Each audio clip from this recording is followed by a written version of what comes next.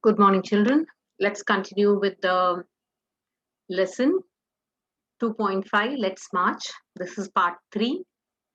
Um, I'll just begin with the last part that we discussed in part 2. What does Satyarthi challenge? He challenges the passivity, that is the lack of action, pessimism, that is negativism, surrounding our children. He also challenges the culture of silence, the culture of passivity, the culture of neutrality. So, the next question here is, why does the eight-year-old girl's question shake Mr. Satyarthi? So what is he telling us here? That he was shaken up by the eight-year-old girl's question. What was the eight-year-old girl's question? Why did you not come? Why did you not come earlier? This is a question that she has asked. So he's shaken up by the question asked by this particular girl, because he says that he realized that we are doing very little, and our inaction and our passivity is robbing all these children of their childhood, and we are allowing them to be exploited. Okay, so this particular girl's question has really shaken up Mr. Satyarthi. Let us continue. We go to page number 83 now. There is part 3.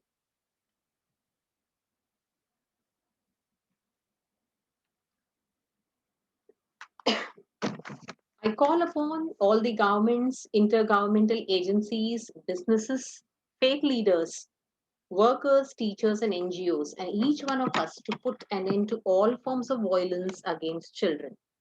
So he's making an appeal. Okay. I call upon all the governments, intergovernmental agencies, businesses, faith leaders, workers, teachers, and NGOs. Every one of them can contribute to put an end to all forms of violence against children.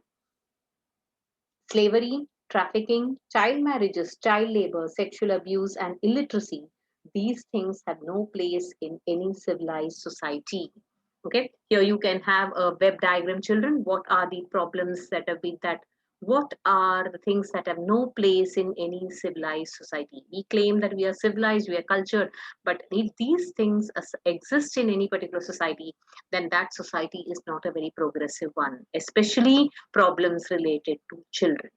To put an end to all forms of violence, slavery, trafficking, where children are kidnapped from one place and they are sold in other. Child marriages are very common even in in many Indian villages.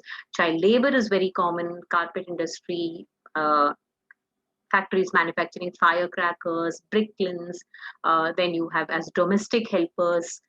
Children are subjected to all kinds of violence, and they are also subjected to physical, sexual abuse. Okay, illiteracy. Many of them don't get a chance to go to school. So all this should not exist in a civilized society. Friends, we can do this.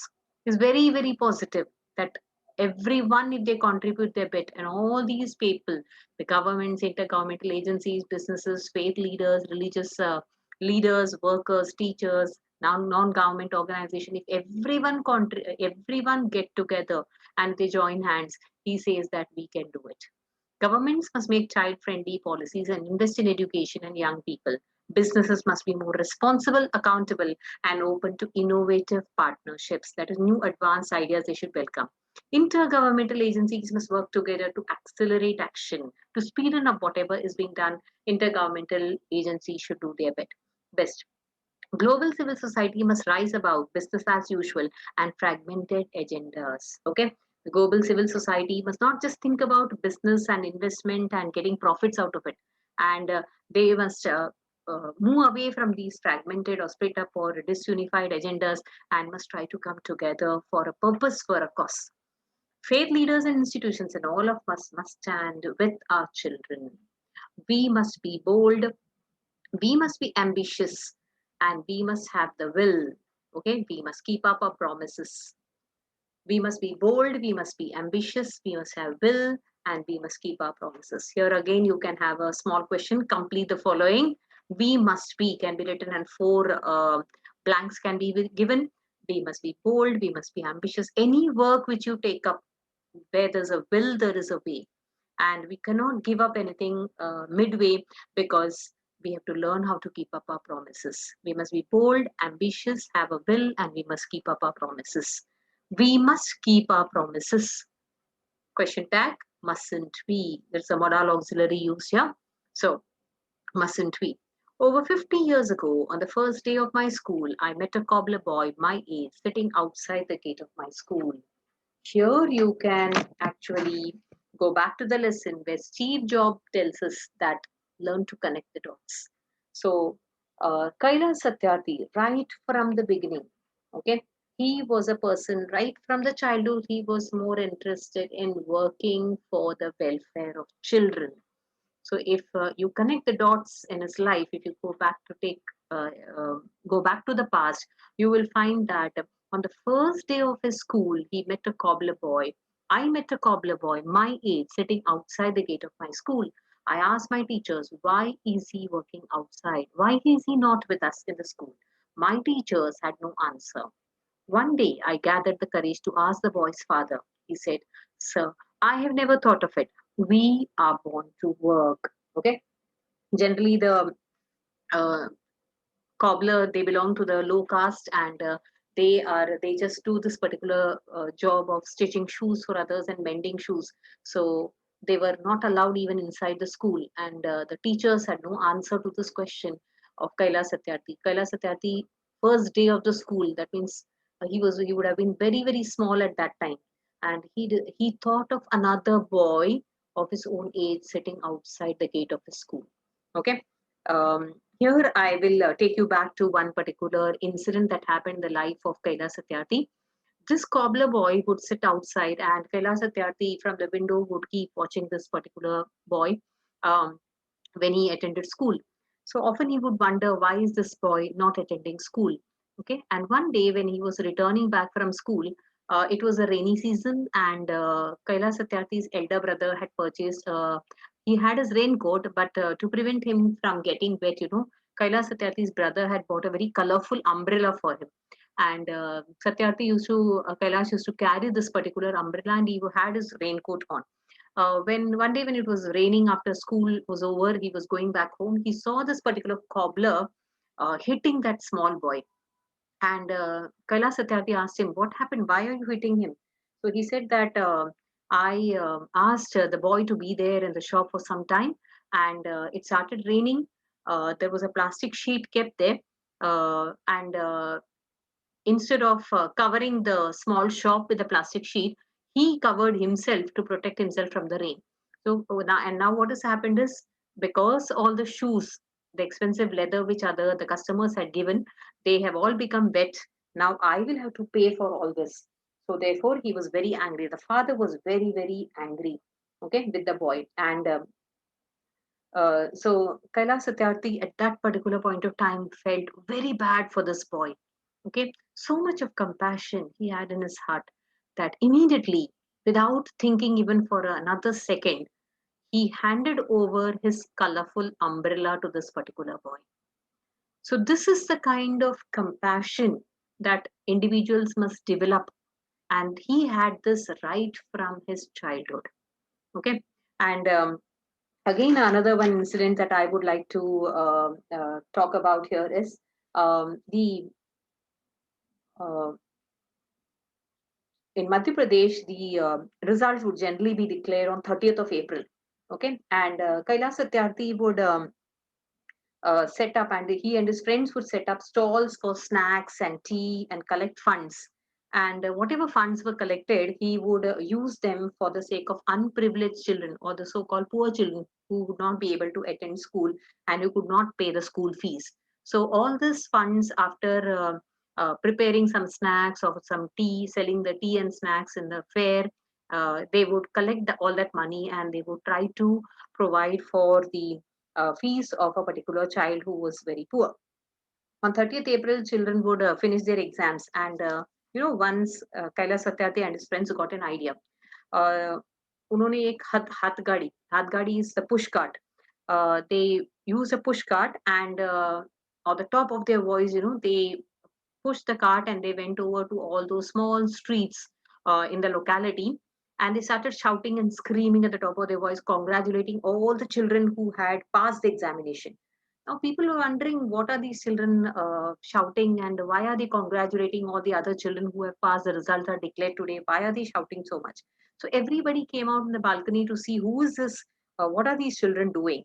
Okay, and the Kailas Satyarthi and his friends, started screaming at the top of the voice, telling the people that you all are so lucky that today results are declared and all of you have got good marks. Everybody has passed. You've gone to the other class, but then think about all those children who are not being able to attend school, who don't have books with them. Okay, why don't you do something for them? And why don't you give all the old books that you have to us? And the response was overwhelming. A number of children came out of their homes, and they managed to collect around 2,000 old books.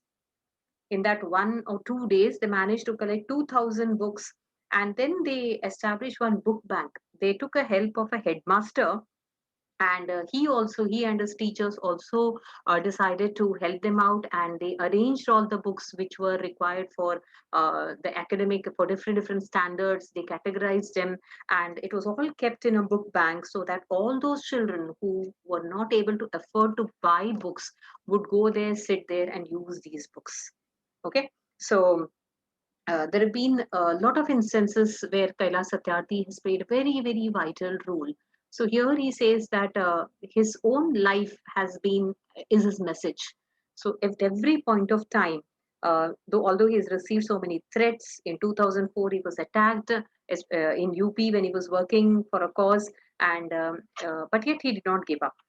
In the 1980s, he introduced a new concept where in the carpet and drug industry, um, many children were employed because the children's fingers are very nimble, and they're very uh, soft fingers, and so they are able to tie the knots in the carpet. So in the Mirzapur, Badoi, and Banaras belt, there was a main center for carpet industry. Many children were employed in the carpet industry, and these children were treated very badly. They led wretched lives and miserable condition. So he took the help of NGOs and various organizations, and he introduced what is called as a social voluntary labeling process. There is a rug mark. When a particular carpet has a rug mark, um, which is now known as good weave, we know that when that particular mark is there, that particular carpet industry does not employ any child. Child labor is not involved and under that label. So this was the first example. That is, this happened somewhere in the 1980s, and so this was the first example where business centers or corporate social response example of corporate social responsibility, where the business houses understood that they have a certain kind of responsibility towards the society. They cannot employ children, and this played a vital role, and child labor from Nepal, Pakistan, India, who were involved in making sports goods, carpet industry, cosmetic industry, chocolate factories in Africa. Many of them joined hands, and they put an end to child labor. Okay, they would not employ children in these factories. Okay, so and Kailas Satyarthi also has played a very vital role in establishing what you call as Bal Mitra Gram, the BMGs in different villages in India, where these Bal Mitra Grams play a vital role in taking care of, that is, they try to find out what problems the children in that locality face and try to help them out find solutions for that. Again, Kailas Satyarthi has played a very vital role when it comes to education. Um, in the 86th Amendment of the Constitution, that is the RTE rule, okay, right to education, that uh, became important, and education, right to education became a fundamental right. It was included as a fundamental right in our constitution, and he took the support of 166 parliamentarians, and he passed that particular bill. Okay, he took the help of the parliamentarians, and they made the right to education a fundamental right. So the parliamentarians supported him, and this bill became a law. Okay, so therefore, a lot of work has been done, and he rightly deserves this particular Nobel Prize, which was given to him. It came late, in fact, okay, because we know that Tom Harkin had suggested his name in 2005, right in 2005, but it was only in 2014 that this particular great work that was done by Kailash Satyarthi received recognition. So whatever the father said about the cobbler boy made him very, very angry. So when you connect the dots, you know that right when he attended the first day of school, he was more interested in working for the rights of children. So the father's answer that we are cobblers and we are born to work and we cannot send our children to school. This answer made him angry. It still makes me angry. As a child, I had a vision of tomorrow, a vision of a cobbler boy sitting with me in my classroom. And now that tomorrow has become today. I am today and you are today. Today, it's a time for every child to have a right to life, right to freedom, right to health, right to education, right to safety, right to dignity, right to equality, and right to peace. So his vision was very clear right from the childhood. He was more interested in working for the rights for children. Okay, the word today has been put up in capital letters just to emphasize that particular point. Okay, so he says now is the time that people have to work. Okay, and equal opportunities for all, work for changing, creating a new society. Okay, the kids, he says, are waiting for us. Maybe they may not be, that is, those who are waiting for us may not be alive to see tomorrow. Time is very precious and time is passing, and that's why he says that many of them who are suffering, who are waiting for us, who are waiting for us so that they can be rescued from these centers, places where they've been tortured, they may not even have a tomorrow. So it is for us to act quickly. What is his vision for tomorrow? That every child in India should be free, should get an opportunity to achieve his dreams, irrespective of caste, creed, and gender. There should be no poverty, there should be no corruption. Every child must have freedom, dignity, right to equality, and right to peace. Today, beyond the darkness, I see the smiling faces of the children in blinking stars. Today, in every wave of every ocean, I see my children are playing and dancing. Today, in every plant,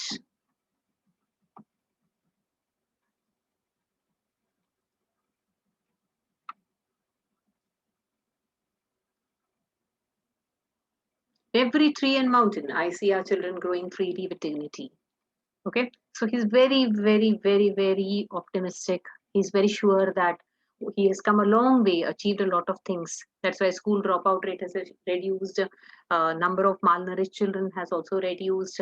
Then infant mortality rate, okay, has been tackled, and so many other problems that children have been facing, where children have been working in carpet industries. There have been many carpet industries who have cooperated with him, and they do not employ children. So friends, I want to see you, I want to see and feel this today inside you. My dear sisters and brothers, as I said, many interesting things are happening today. May I please request you to put your hand close to your heart, close your eyes, and feel the child inside you. So, every person, every individual, he's requesting the listeners to see that, okay, making them more feel more responsible for what they need to do in the society. They can't remain passive, they can't remain neutral, they can't be indifferent to the problems faced by children. So, he is emotionally trying to uh, put forth this idea, making a request to the listeners that put your hand close to your heart, close your eyes, and feel the child inside you. I'm sure you can. Now listen to that child. Listen, please. Today, I see thousands of Mahatma Gandhis, Nelson Mandelas, and Martin Luther Kings calling on us. So all these great leaders, they worked uh, for the freedom of mankind. That is, wherever there was exploitation, they stood up. They became leaders. They decided to take over themselves the responsibility of leading the others, and they saw to it that justice was meted out to people. Okay, so who are calling on us? Mahatma Gandhi, Mahatma Gandhi's, Nelson Mandela's, and Martin Luther King's. In other words, he's asking all of us to become leaders, to take up this mission and work towards fulfilling this vision of making this world a better place. Let's democratize knowledge. Let's universalize justice. Together, let us globalize compassion. If we have this compassion in our heart, this was there in him right from the beginning. That's why he could achieve so much for the children. Right time, the first day he went to school, he wanted to have that cobbler boy in his class along with him. And this vision, what he had, he worked towards it. And small things that he did over a period of time, like establishing a library, calling upon people to come together, rescuing children from various places where they were tortured. All these small, small things he has done, never being bogged down by the threats, and never given up hope. And that's why he says, let's democratize knowledge. Democratize, make democratic for everyone. Democracy is something meant for everybody. Okay, so let's universalize justice. Together, let's globalize compassion. The moment we have this sympathy and compassion for others, and we are able to experience the pain and suffering that others are going through, it will, that sensitivity which is there will make us take the first step. I call upon you in this room and all across the world. I call for a march from exploitation to education. I call for a march from poverty to shared prosperity, a march from slavery to liberty, a march from violence to peace. The concluding part of this particular speech um, makes us realize that the name or the title given to this particular lesson is very apt, okay, because he wants us to march from exploitation to education, from poverty to prosperity, from slavery to liberty, from violence to peace. Here you can have a question, children. Pick out two sets of opposite words from the passage. You have poverty, prosperity, slavery, liberty, violence, peace. Let's march from ignorance to awakening. Let's march from darkness to light. Let's march from mortality to divinity. Let's march. Okay. The entire speech was given in Hindi by Kailash Satyarthi, and I'll be forwarding the link to you. First, you watch that and then go through the three parts where I have explained the lesson to you. And in this particular part, you have the questions where you have vocabulary questions: democratize, make democratic, exploitation, take undue advantage of, pick out opposites from the passage. Then you have who are the personalities mentioned in this particular passage. You have Mahatma Gandhi, Nelson Mandela, and Martin Luther King. Um, Coming to the activity which is there given the end of the lesson, you have the English workshop. The persons to whom Kailash Satyarthi gives highest credit of his honor. We have discussed these questions. Uh, he gives credit to Kalu Kumar, Dhoomdas, Adarsh Kishore from India, and Iqbal Masih from Pakistan, who made supreme sacrifices when they fought for the freedom and dignity of children. The greatest personalities from the land of Buddha, Guru Nanak, and Mahatma Gandhi. Okay, the greatest personalities from the land of Buddha. Other personalities mentioned here are Guru Nanak and Mahatma Gandhi. Then the so-called daughters of Kailash Satyarthi, you have in the next part, you have this particular question. One is Malala. The second one is Kainat Shazia. Okay.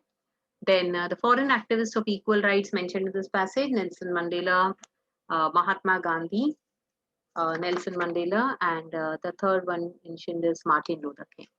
Okay, mention the social issues highlighted by Kailash Satyarthi in his speech. What are the social issues that he speaks about? Okay, one is child labor, then he talks about slavery, trafficking, illiteracy, child marriage, and sexual abuse.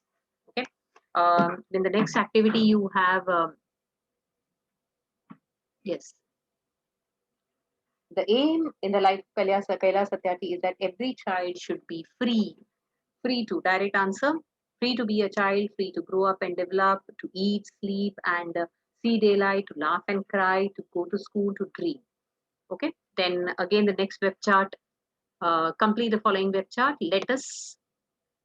Let's do what? Let's democratize knowledge. Let's globalize compassion. Let's march from exploitation to education. Let's uh, march from poverty to prosperity. And so these are some of the, all this you can pick up from the uh, passage itself. Think and give your own response. Printed notes have been given to you, children. So you can pick up all these answers, especially this question number 5. I want you to revise it time and again. Okay, so it's a very good example of how a speech has to be rendered. Okay, drafting a speech, there are a lot of important points here.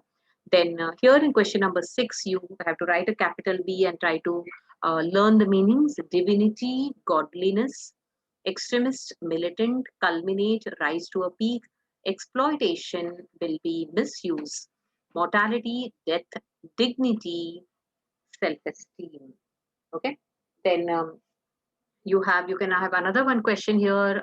Prepare a word register related to the abstract nouns that are mentioned in the passage. A lot of abstract nouns, nouns that can be cannot be seen or touched, but you can you know that it's a quality, can be felt.